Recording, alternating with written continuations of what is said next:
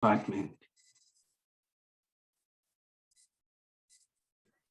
Good morning, Honorable Chair and honorable members. Good morning to the Deputy Minister, as well as the Chair and Management of SAPO. My name is Nongqubela Jordan Gyani. I am the Acting Director General at the Department of Communications and Digital Technologies. The Chair and Management of SAPO. My name is Nongqubela Jordan Gyani. I am the Acting Director General at the Department of Communications. Thank you very much, Chair and Honorable Chair. SAPO. That's our delegation.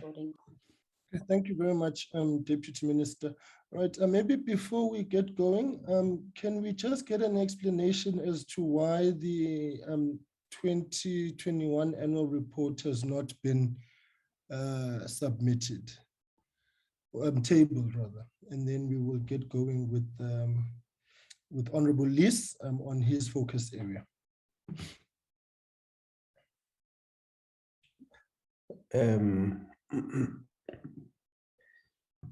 Chair, I'm going to ask the chair of the board and the CEO to explain that. Information that we have received is that the Auditor General has not yet concluded the audit of the financial statements of the entity. The Auditor General is still busy with the audit of those annual financial statements, but I think I would like the entity itself just to explain that in further details. Right, that's fine, Deputy Minister. Let's get the acting chairperson. Thank you for that. Honourable Chairperson, from our side, if I can just give an explanation, due to the number of findings that was made in the 2019-2020 financial year, the Auditor General has found that the number of work, the vastness of the work to audit both, what was rectified for the 2019-2020 financials, as well as audit the 2020-2021 financials, were too much for the time span that was required. So I can confirm that we have submitted it to the Auditor General at the end of May. I hope I'm correct. Maybe the executives can just hold me accountable to that date, but my understanding is we have submitted it to them end of May. However, we have received a formal letter from them indicating that due to the number of issues that they have to audit, that they won't be in time. So hence we have found it prudent to ask the Minister for extension on that. I'm happy for both the CEO and the CFO to just give their views as well. Thank you. So if I hear you correctly, before I carry on, colleagues, as you know, when you're on the platform, please turn on your camera. I'm going to ask for a special dispensation today that I'm spared that, given my coughs and sniffles because of the flu. Right, if I'm to hear you correctly, Madam Chair, the delay is now on the part of the AG. So you have submitted end of May and the AG is the one. So AG, you are present. Can we get an explanation? And Mrs. Dombi, who from the AG team is here this morning?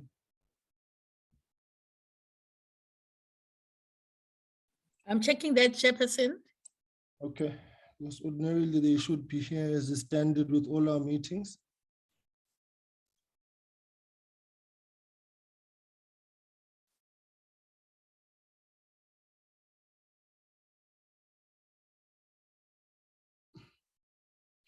Right. Maybe whilst you're checking that, the company secretary, I'm told, is here. Can we get confirmation of the issues that have been raised by the chairperson of the board, and then we proceed?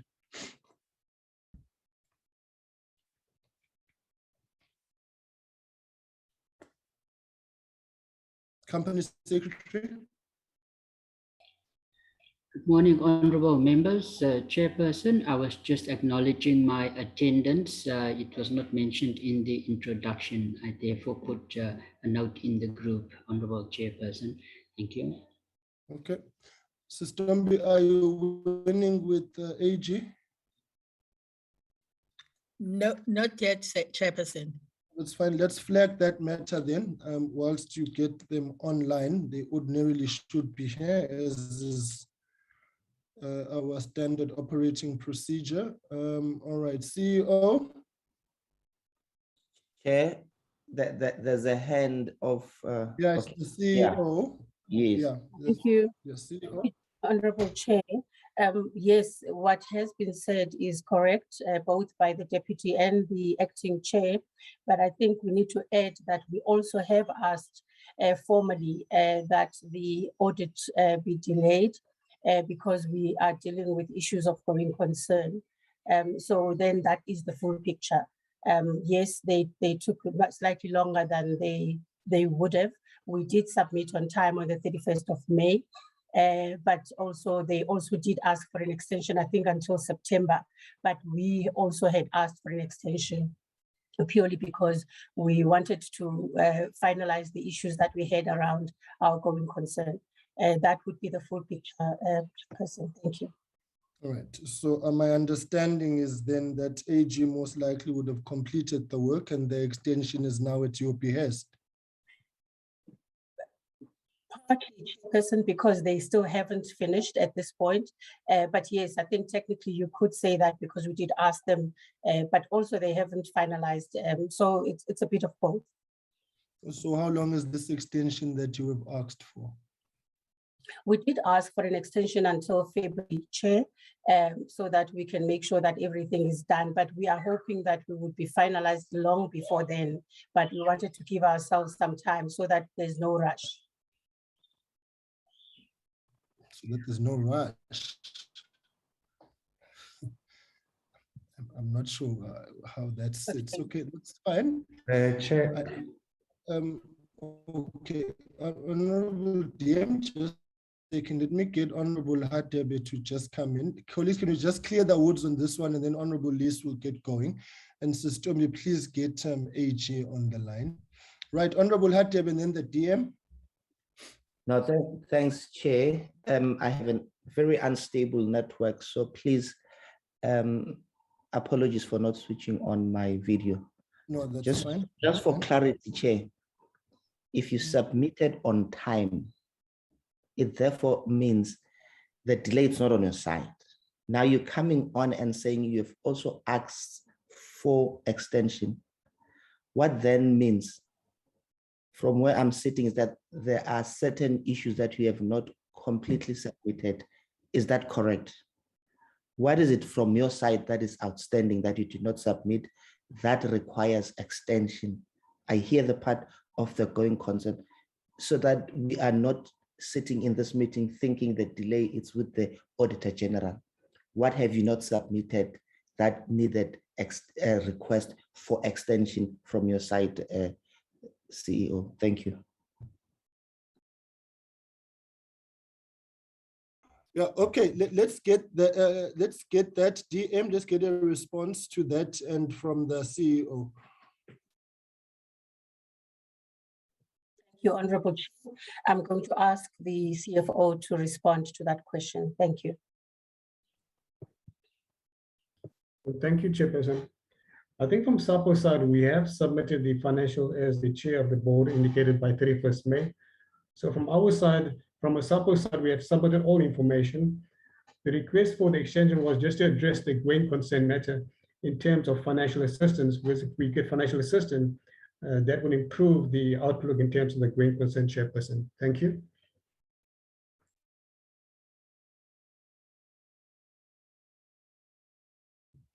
Right. I'm trying to understand this. So the issue is now immaterial as to whether AG has completed the audit or not, because there is a request for an extension because of the going concern. What about the going concern is it that you are trying to get sorted? And then Honorable Liz, you can come in. But I think that's now the nub of the issue. Chair, Chair, should I come in? Okay, before you do, let me just get Honorable Liz so that you can respond to all the issues as raised, and then you'll come in immediately after. Babu Liz, over to you. Thank you, Mr. Chairman. And I am in my office in Parliament, but the signal seems to be problematic here. So I'll leave my video on for now. With regard to this whole question of the going concern, I mean, we're having now inferences about some sort of funding, I presume, from Parliament.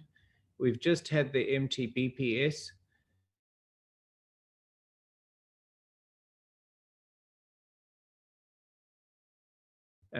Was that, I mean, I don't know all the detail there. And so if there wasn't, Mr. Chairman, what exactly are we waiting for? What's going to happen that's going to change? Because this is not kind of unilateral financial assistance that can be done by the minister or the deputy minister. And Mr. Chairman, may I express my deep concern that the minister has chosen not to be present at this meeting. Thank you. Thank you very much, Honorable Liz. DM, and I have raised through Ben issue with the minister's absence as well, and the manner in which we had received that apology. All right, let me get the deputy minister to come in to take us through. And I think, Honorable Liz, the best thing is to keep your video off. Your signal is really a problem. And I think it's quite a nice irony that we've got the Department of Communications here on these network issues as well, to see how we can sort them out moving forward. All right, DM, over to you. Okay, thank you very much, Chair. We hope that as soon as the issue of spectrum is finally sorted out at the end of March, I think we'll experience better bandwidth, Chair. Chairperson, I'd included in my notes for the opening sort of overview to reflect on the issue of the going concern status of SAPO. So maybe if you allow me, because I think it's a matter that we thought that we needed to brief the SCOPA on. The post office is experiencing serious liquidity challenges at the moment. Let's do this so that we don't interrupt you. Give us your opening overview of all the matters in terms of the assessment that you have done as the new team, as new minister and deputy minister, because that's the basis upon which we had postponed the last meeting, that you had requested time to familiarize yourself with the issues. So then I think it's basically, let's get the full picture as an assessment from the DM, and then we will proceed after that on the list. So DM, you can take us through the presentation that you wanted to make. Thank you very much, Chairperson, Honorable Shangwa, and good morning to all the members, honorable members of SCOPA. Chair, firstly, I would like to extend our appreciation to yourself for having indulged with our request to allow us some more time to familiarize ourselves, both myself and the minister, on the situation, both in the department, but in particular in the South African Post Office. We really appreciate that gesture, Chair, and I must extend the apologies of the minister, who's unfortunately unable to be with us here because of an agent engagement that she was not able to postpone. Otherwise, we're going to be a full delegation, myself and her and the team from the department, as well as SAPO. Chair, there are just about three areas which we had sort of thought that we needed to highlight before SAPO can make their presentation. The first area that we thought we should highlight is the area of the overall performance of the organization. And we wanted to highlight issues regarding to the Auditor General's finding, particularly with regard to irregular, fruitless, and wasteful expenditure. And just to take the committee into confidence on the going concern status of the entity. If I may start with the overall performance chair, the entity SAPO has committed to implement 17 KPIs. Of the 17 KPIs, SAPO was able to achieve 6 KPIs, which represents about 35% performance. We have expressed our concerns with the entity that this is not a satisfactory performance, and we've received cooperation and commitment from the entity that it's a matter that they will work on. As I say, we've also raised with our concerns, and we have seen some improvements in the 2021-2022 financial year, where 47% performance has been reported in the first quarter, compared to 24%, which was recorded in the fourth quarter of 2020-2021. Although the improvements have been noted, we think that more still needs to be done to ensure continuous improvements in order to reach the more acceptable performance level. We have urged SAPO to put more concerted efforts throughout the financial year in order to ensure continuous improvements of its performance. We have also requested SAPO, ever since we came in over the past few weeks, I think for the past 3 weeks, we have found it necessary that there should be weekly meetings between the ministry, as led by myself, together with the Acting Director General, the DDG, and the relevant officials in the department, to meet with the SAPO on a weekly basis, to engage with them, to look at the performance of the entity, to look at all other ongoing challenges that the entity is facing. In terms of the shareholder intervention, and of course, given SAPO's overall state of affairs, which is also exacerbated by the lack of funding and the impact of COVID-19, we have requested them in August, when we met with the board and the executive for the first time, to develop a turnaround strategy, which has since been done. It has been developed by SAPO, approved by the board, and it has been submitted to the ministry. We've had a workshop, we've had a follow-up meeting where we had to make submissions and comments on the strategy, which was finalized on the 6th of October. This strategy is in the process of being reviewed by the department, and we will also make a submission to Cabinet. We are currently busy with the Cabinet memo to inform Cabinet about the state of affairs in SAPO, as well as to obtain approval from Cabinet on the interventions that are required to turn SAPO around.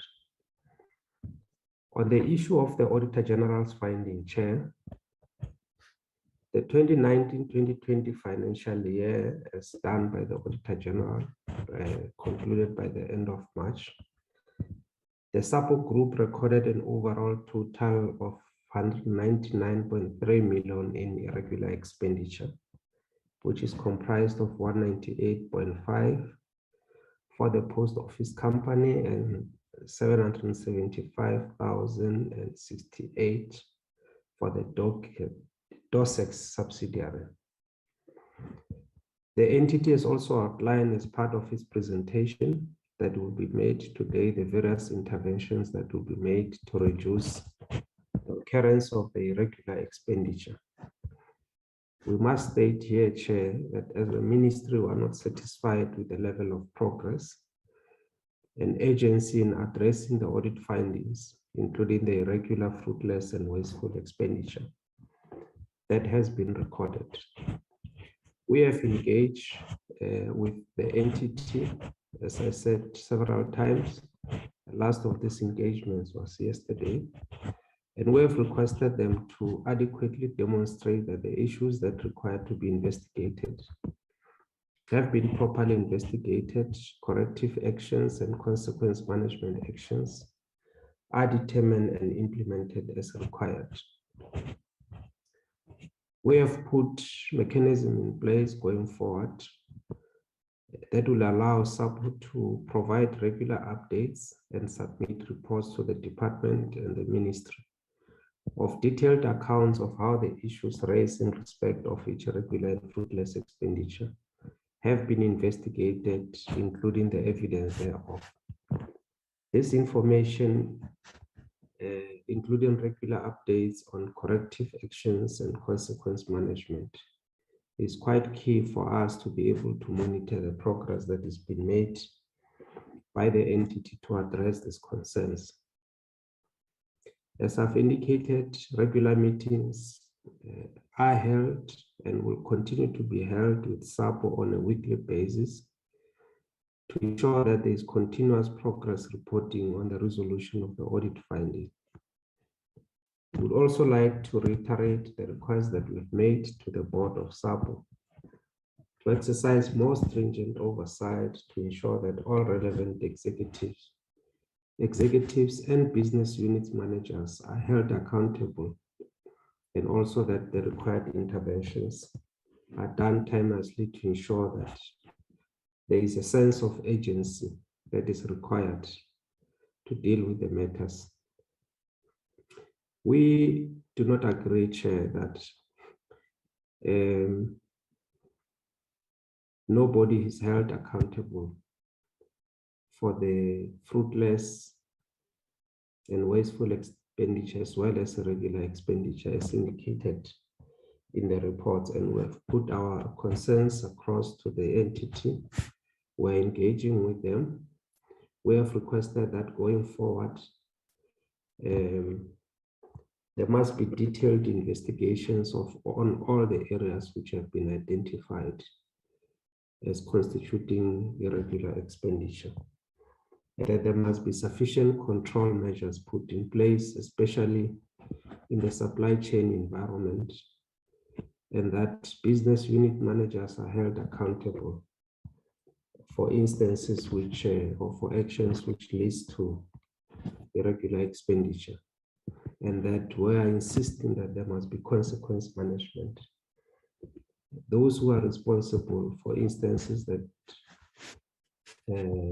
leads to this irregular expenditure, they must be held accountable. Lastly, Chair, a briefing on the ongoing concern status of the entity. Chair, I'm sure that you might be aware that SAPO has been going through a serious financial challenges over a period of time. Over the past couple of years, the core revenue of SAPO has been declining. For an example, in the 2015 financial year, SAPO's revenue was 3.43 billion. This revenue has been declining year on year, and it is now sitting at 1.51 billion in the 2021 financial year.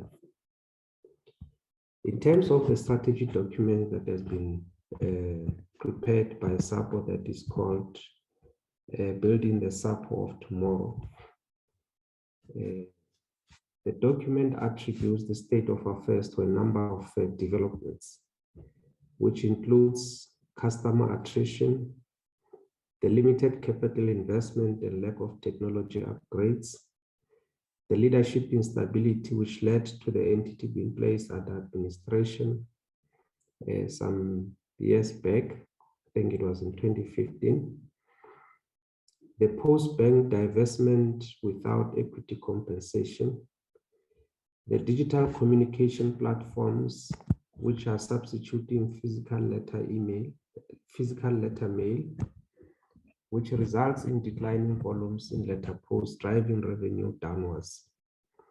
And finally, the COVID-19 impacts. So all these factors cumulatively and trends has over the years resulted in a solvency and liquidity crisis in SAPO, which we are now experiencing today. This is precisely the reason why the minister, when we met with the board in August, asked the entity to develop a turnaround strategy, which will commit to the entity to turning the corner. However, I must say, Chair, and I must be frank with all the members here, that without capital injection from the national fiscus, I don't see the post office surviving these financial challenges going forward. SAPO has made a submission to the department and to Treasury, requesting 8 billion over the MTF period. The minister has been engaged with the Minister of Finance to accommodate this request. Even prior to the tabling of the medium-term budget policy statement, these engagements have been ongoing.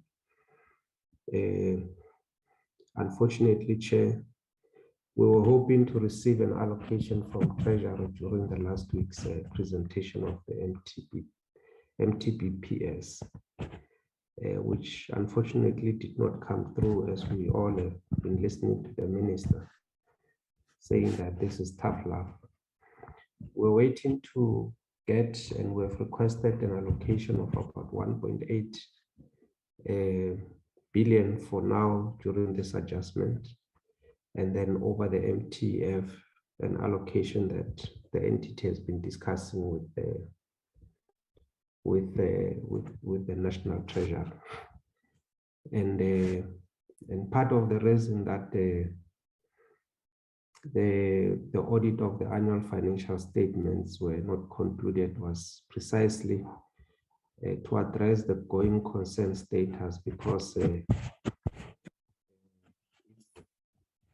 if the process is concluded in such a manner that the post office is not able to demonstrate that it's a going concern, it has got some other implications for the organization. So we're working with we're hoping that this capital injection was going to come from the fiscus, but now that it has not been made available, we are currently engaging.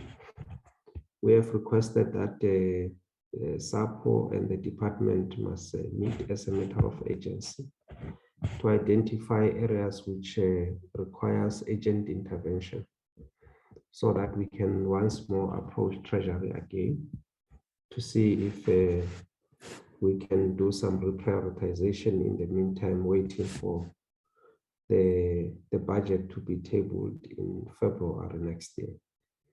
So the situation is not what we had liked, we had expected, but unfortunately, this is where we are, Chairperson. And this, in part, I think explains the discussions that we were having earlier on. What I can say is that the ministry, the ministers and myself, we are committed to ensure that we turn the corner in terms of SAPO is concerned. We've identified possible areas where we can increase the revenue, because the revenue, as we have seen, it has been declining for over a period of time. We are currently in discussion with SAPO, and our message has been very clear that we have to clean our house. We have to keep our house in order. Some of the inefficiencies are something that we'll have to confront and deal with, and make sure that we don't continue to experience the kind of management inefficiencies that has been very glaring in the past, as reflected in the annual report as well as the report of the Auditor General. With that, Chair, would like to thank you very much for allowing us just to highlight these few issues for the benefit of the committee and as a way of providing some context to the discussions. Thank you very much.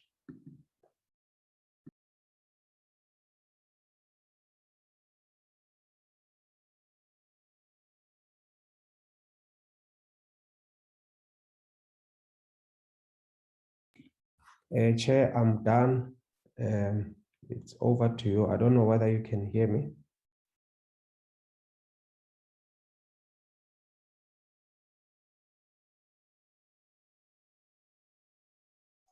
We must be having a technical glitch there. Chairperson. Okay, if the chair has got technical glitches, Soumya would so long temporarily hold the reins. Thank you very much, Deputy Minister, for your input overview. Of course, you raise very pertinent matters which are part of this hearing and the actual essence of us holding this a kind of a hearing. I understand that yes, you are going to be the first person to lead the lot in terms of our line of questions. Are you ready? Yes. I'm ready, thank you. Soumya, thanks for the report. My network was a bit faulty. Thank you very much, but we can proceed, Gimazamba. Thank you, Mr. Chairman. I've switched to my hotspot, so I hope that the signal is better. But Mr. Chairman, yeah, my role is to look at leadership and indeed the going concern issue as well. In terms of leadership, yeah, the Auditor General highlights this as being one of the major factors in the decline of the post office. And so today we have an entity which is in huge distress, as the Deputy Minister has just pointed out, but which we all know about. And yet the board is not here. We have one member of the board. The board consists of 13 members, 10 of them non-executive, and 3 executive. And my understanding is that the 3 executive members of the board are all acting. Can I please ask the board chair to confirm that what the status of the board is right now? Are there 10 non-executive members, and why aren't they present? And of the 3 executive members, are they all acting?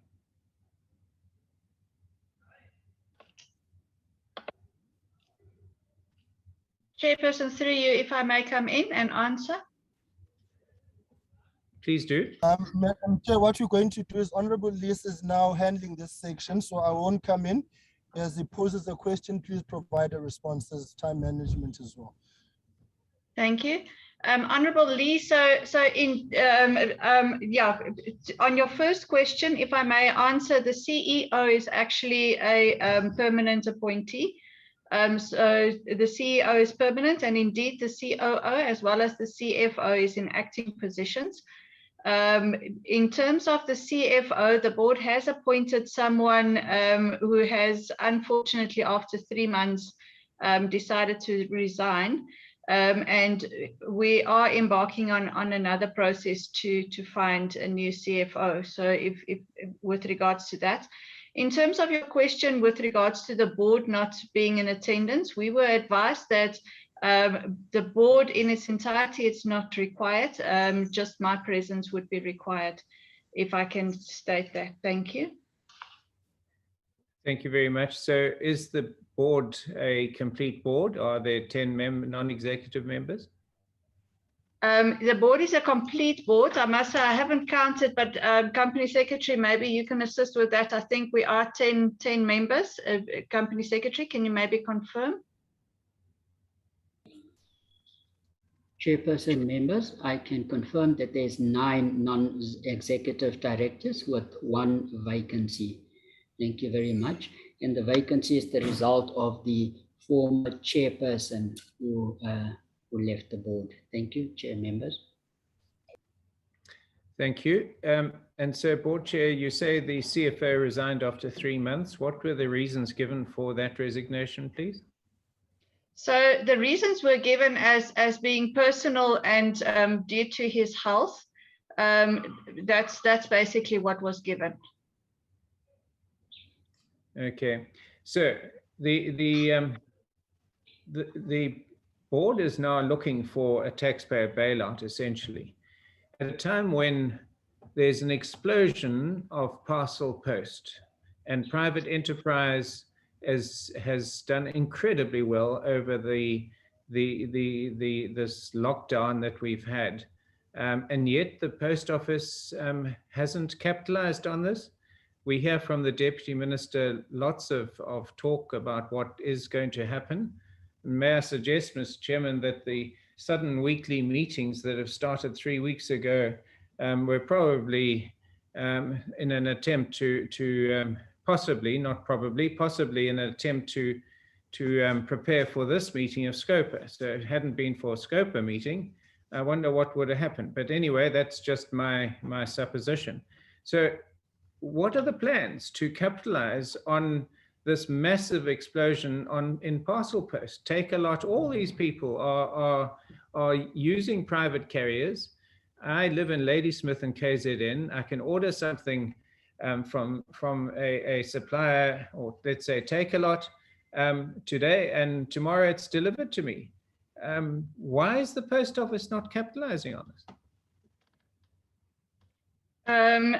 Honourable member, so maybe from an operational point of view, the CEO would be better equipped to deal with that. But I can assure you that there actually is capitalization on that. The post office have done contracts with international providers as well to use your word, to capitalize on these parcel deliveries.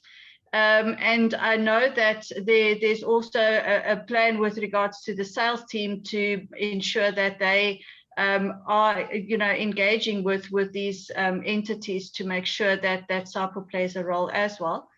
Again, maybe from a more operational and in-depth point of view, maybe I can ask the CEO to respond to that question. Thank you very much, Chair of the board. And indeed, Honourable Lees, you are correct. There is an explosion of this, what you call parcel business. So SAPO is indeed beginning to capitalize on that. The Deputy Minister